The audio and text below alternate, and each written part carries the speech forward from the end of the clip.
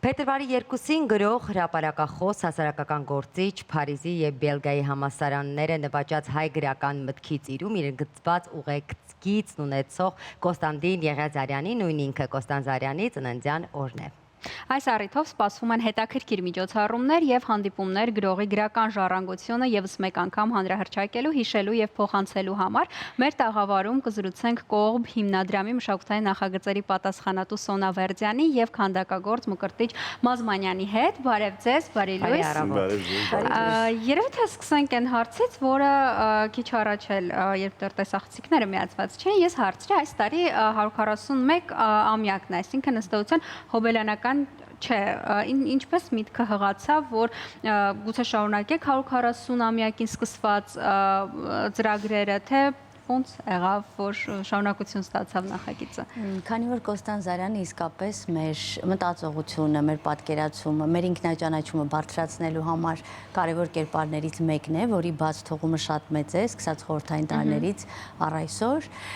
մենք որոշում ենք կայացրել, որ շարունակություն ունենա նախագիծը եւ նախորդ տարի 140-ամյակը երբ մեկնարկեց, մենք մեկնարկեցինք փետրվարի 8-ին Կոստանդզարյանի ծննդյան օրը։ Եվ քիչ առաջ էլ հնչեցրեցիք երկուսին շատ հաճախ, քանի որ տարիներ շարունակ խորհրդային տարիներից սկսած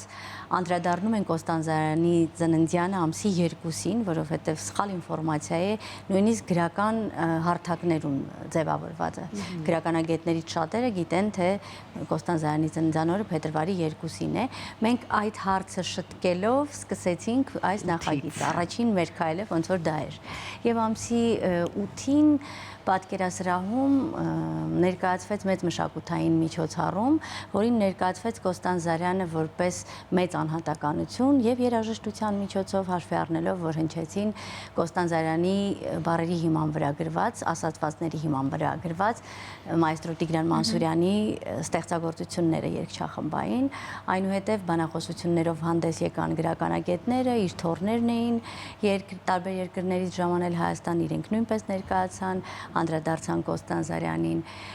եւ այսպիսով սկսեց մեկնարկը ներկայացնելով նաեւ Կոստանդզարյանի կենսագրությունը նկարազարդումների միջոցով։ Հետագայում արդեն նկարազարդումները տեղադրվեցին մետրոյում, տարբեր դպրոցներում ներկայացվեցին,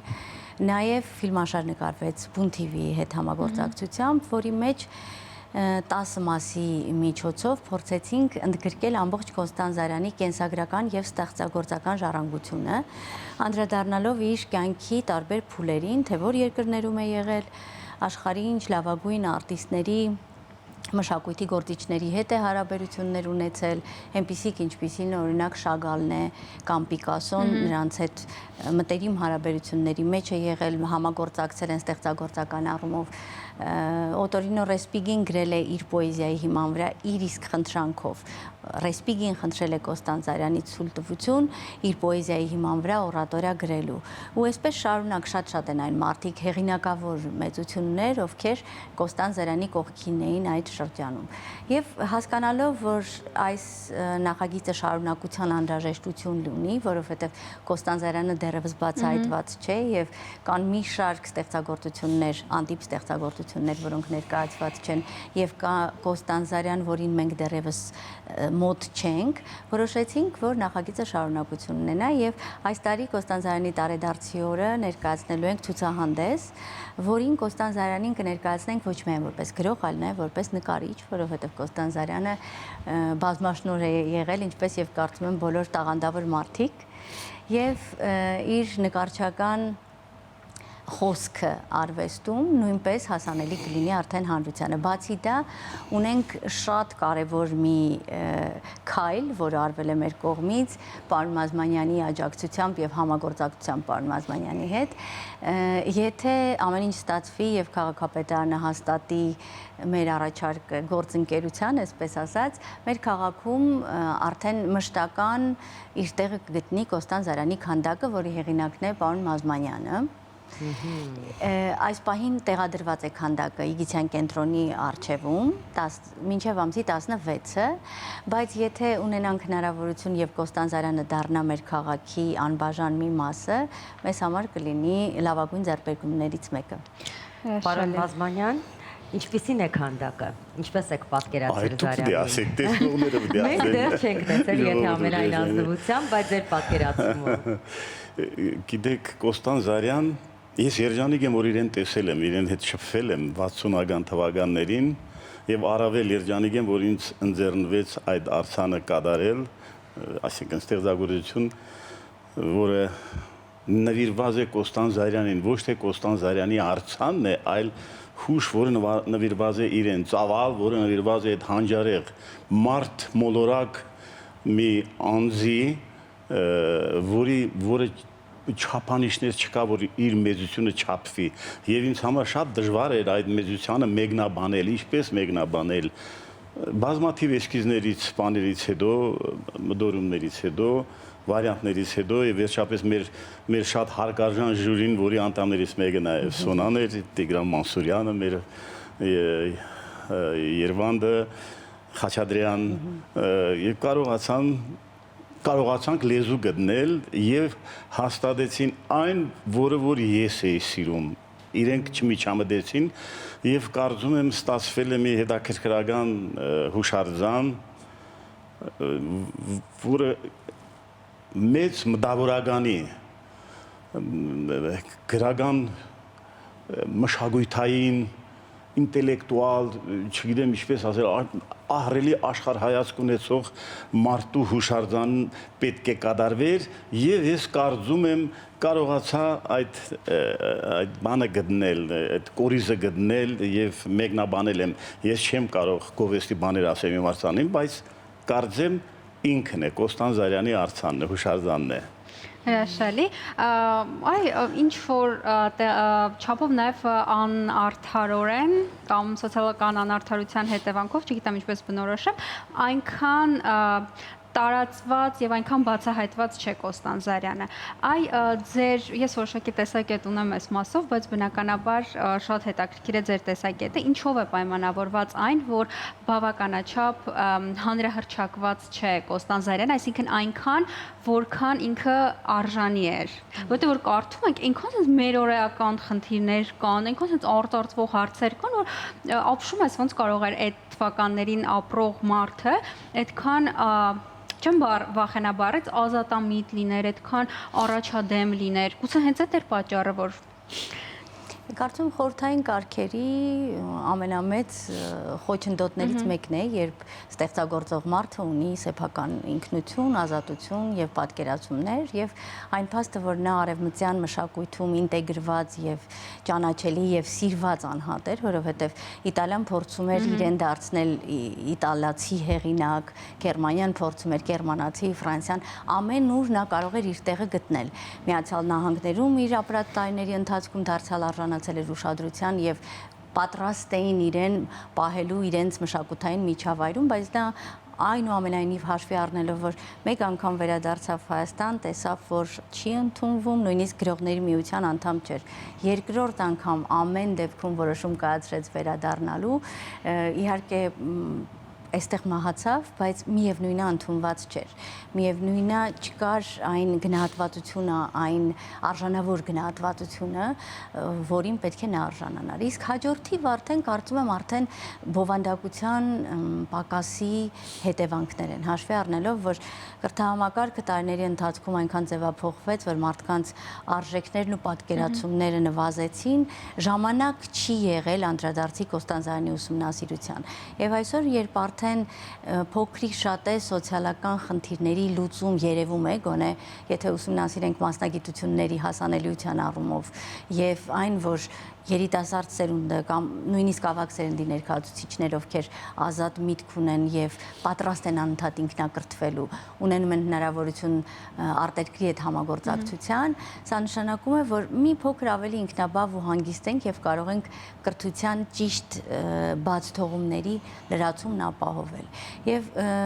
իդեպ այն, որ ցուցադրության միջոցով է նաեւ ներկայացվում Կոստան Զարյանը, սա եւս մեկ քայլ է հասարակության համար մի փոքր ավելի հեշտ եւ ընթերների դարձնելու Կոստան Զարյանին, որովհետեւ բոլորովին այլ բան է, երբ դու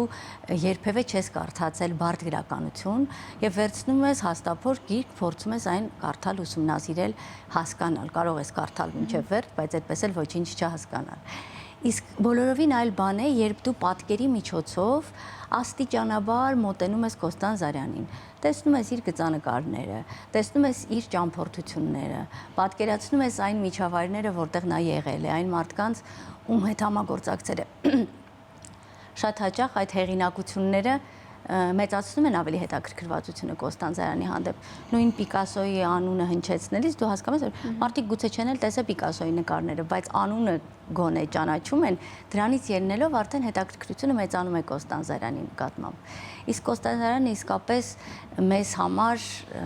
մի մեծ չեմ կարող ասել ինչ չափի հարստություն է։ Ես վստահ եմ, որ եթե մենք ամեն մեկս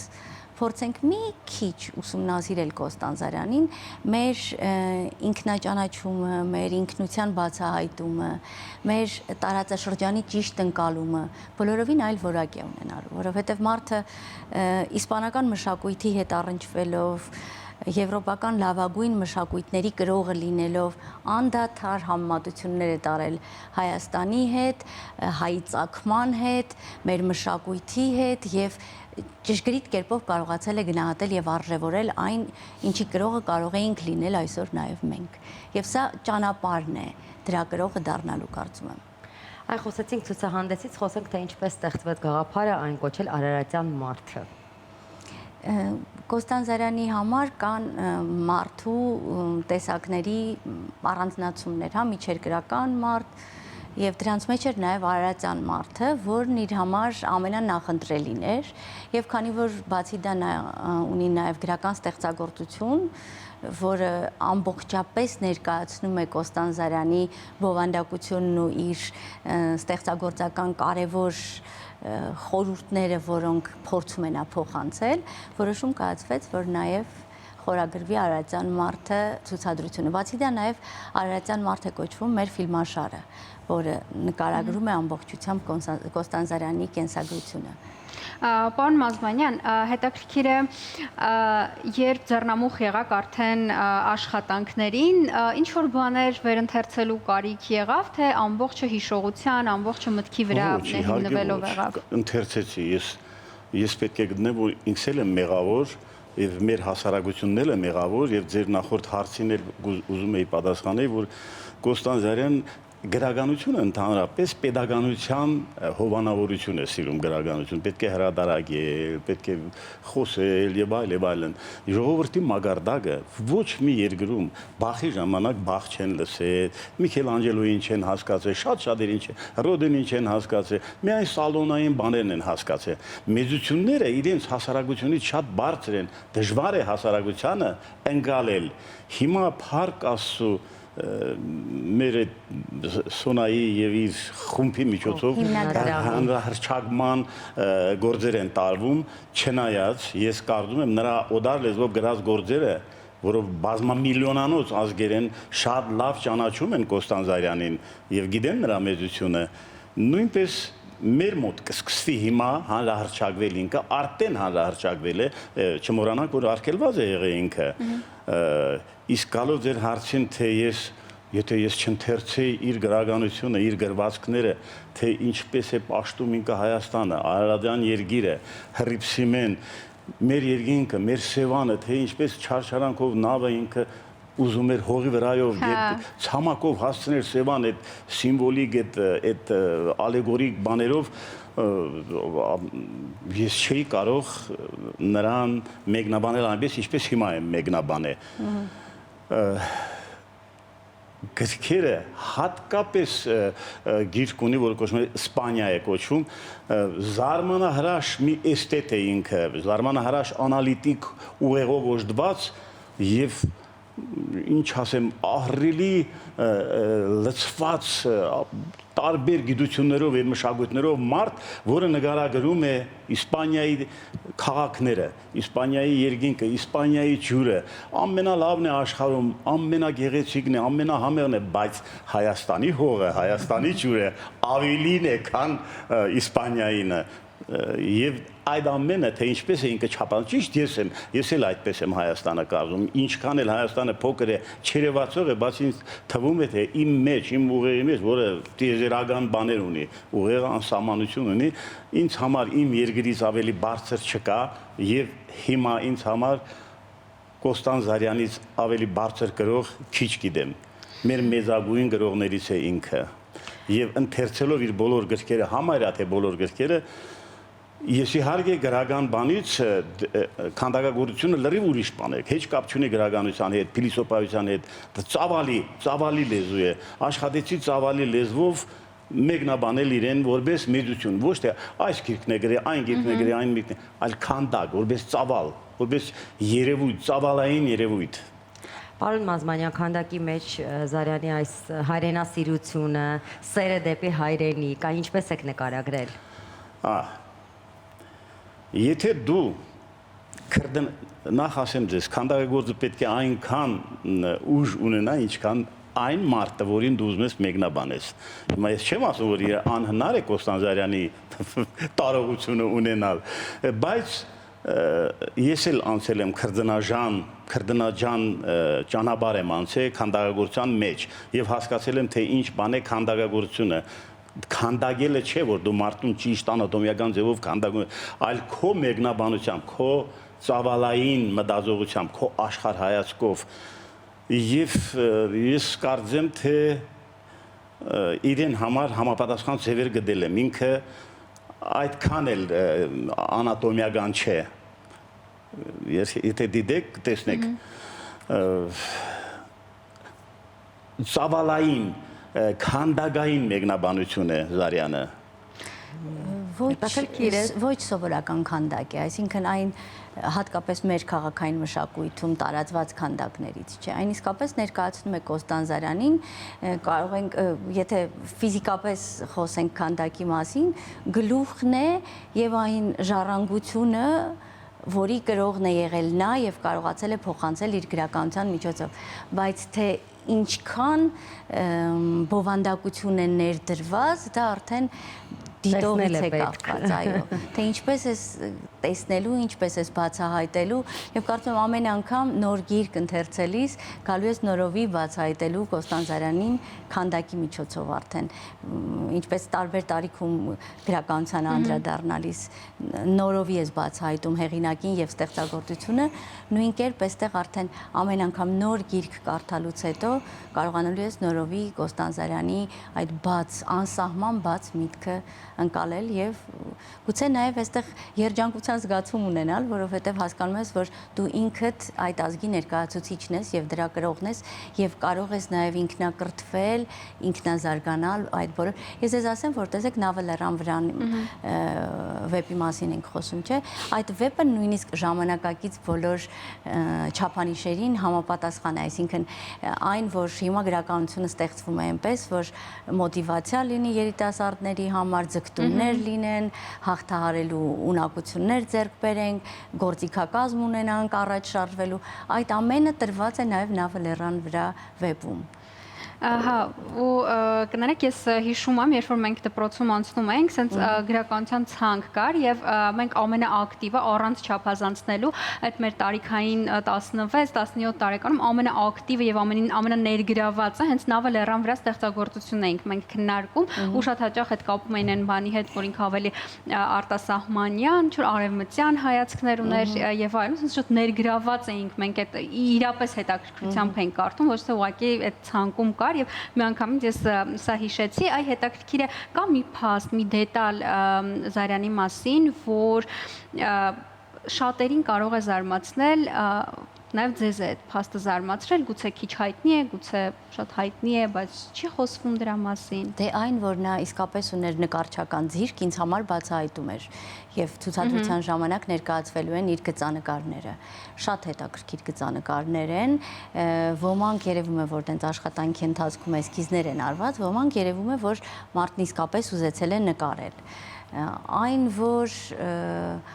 բացարձակ արվեստի, ես օրինակ շատ ինքս դեռ չեմ հասցրել ուսումնասիրել, բայց որպես արվեստագետ անդրադարձ է ունեցել Լեոնարդո դա Վինչիին եւ մեծ աշխատություններ ունի իրեն նվիրված։ Իմ մեծագույն ցանկություններից մեկը առաջիկայում դրանք ուսումնասիրելն է, որովհետեւ ինձ շատ հետաքրքիր է, թե այդքան մեծ ծավալուն մտածողություն ունեցող մարդու համար ինչպիսին էր դա Վինչին եւ որ կողմից է նա ուսումնասիրել եւ ինչպես է ներկայացրել։ Այն, որ նրա խոսքը ընդունելի եւ ընկալելի էր եվրոպական մշակույթում, դա էլ է փաստ։ Ինձ համար իհարկե մի փոքր շատ ավելի էմոցիա էր արտնացել այն փաստը, որ նա հեղափոխական շարժումների մասնակից էր, բայց դա նաև էլի շնորհաշատ մարդկանց բնորոշ երևույթ է։ Այդ էմոցիոնալությունը ըմբոստ լինելը արտահայտվել է նաև քաղաքական հասարակական գործունեության մեջ իր։ Այն, որ հաջողակ էր, դա էլ է փաստ, որովհետև պարբերաբար կյանքում ընկել է իրավիճակների մեջ, որ երբ ընթերցում ես կենսագրություն, ասում ես վերջ, ստեղ պիտի ընդհատվի, բայց չի ընդհատվում։ Ինչ որ հրաշքով նա կարողանում է հաղթահարել այդ դժվարությունը եւ շարժվել առաջ։ Ափսոս ուղղակի, որ վերջին տարիներին շատ տխուր է այստեղ եղել եւ անտեսված։ Ցավոք։ Շնորհակալություն։ Շնորհակալություն եւ շատ կարեւոր մի հարց, ինչպես կարող են մարդիկ ցուցահանդեսը տեսնել։ Այն բաց է Բաց մուտքը ազատ է ամսի 8-ից սկսած Իգիթյան ազգային կենտրոնում, Աբովյան 13 հասցեում կներկայացվի ցուցադրություն Կոստան Զարյանի աշխատանքներով եւ բացի դա այստեղ կան նաեւ ժառանգների աշխատանքներից Նվարդ Զարյանի իր դստեր աշխատանքներից են ներկայացվելու Արմեն Զարյանի հատակագիծն է ներկայացվելու իդեպ բոլորիս համար սիրված գլխավոր պողոտայի շատերը չգիտեն որ Արմեն Զարյանն է այդ հատակագծի հեղինակը ներկայացվելու են Մինասի դիմանկարը Կոստան Զարյանի Սարյանի աշխատանքն է ներկայացվելու, իր անձնական գրամեքենան է ներկայացվելու, լուսանկարներ, որոնց միջոցով կծանոթանան այն միջավայրին, որտեղ եղել է Կոստան Զարյանը։ Եվ բացի դա ամսի 8-ին նախքան ներկայացնելը քանդակը եւ նախքան ցուցադրության արդեն շրջայցը ունենալու ենք փոքրիկ համերգային ծրագիր Սայատնովայի հատվածում Իգիթյան կենտրոնի, որտեղ Հովեր երգչախումբը հայ հեղինակների ստեղծագործություններ կներկայացնի, այդ թվում Վաչե Շարաֆյանի գործերից են հնչելու Երվանդ Երկանյանի եւ բացի դա Տիգրան Մանսուրյանի ստեղծագործություններից երկուսը, որոնք գրված են Կոստան Զարյանի բառերի հիման վրա։ Այնպես որ հաճելի մթնոլորտ է լինելու մինչև ամսի 16-ը եւ բացի դա մի քիչ երկարախոսեցի, բայց ունենալու ենք նաեւ բանախոսներ տարբեր օրերի Արքմենիկ Նիկողոսյանը, Արծվի Բախչինյանը, որոնք տարբեր աշխատանքներով ներկայացնելու են Կոստան Զարյանին։ Այնպես որ համեցեք։ Սիրով վստահ եմ փորձեցինք հեռուստադիտողի մեջ մի քիչ ավելի վառել հետաքրքրությունը, հետաքրքրասիրությունը, իսկ այս պահին ինչ ենք անում։ երաժշտություն ենք դիտում։ Գնացինք երաժշտություն լսելու։